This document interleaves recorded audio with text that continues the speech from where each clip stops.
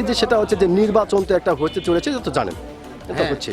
তো আসলে এই নির্বাচনের পরে আসলে আমরা বাংলাদেশের সরকারটা কে হতে পারে, জাস্ট আইডিয়া। তারেক জিয়া। তারেক জিয়া। তারেক জিয়া, ধন্যবাদ আপনাকে। এই যে কথা বলতে পারতেছেন আপনি। তো ভাইজান আসলে যেহেতু আপনি খুব সহজেই বললেন তারেক জিয়া হতে পারে, কোন আইডিয়াতে কেন আপনার কাছে মনে হলো? উনি ভালো মানুষ, ভালো মানুষ, যার কারণেই আপনার কাছে মনে হচ্ছে যে এবার ওনার আম্মাও ভালো মানুষ ছিল। এই জন্যই। ওকে, অসংখ্য ধন্যবাদ ভাইজান আপনাকে। তো ভাইজান আপনি কি ভোটার হয়েছেন? ভোটার কোন দেশের ভোটার আপনি হয়েছেন?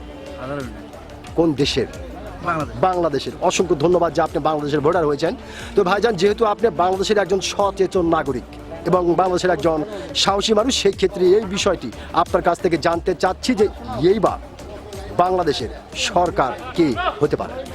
সেটা এখন কেরকম সরকার কি হবে না হবে কেরকম এখন জনগণ যাক চাবি তাই তাই সরকার।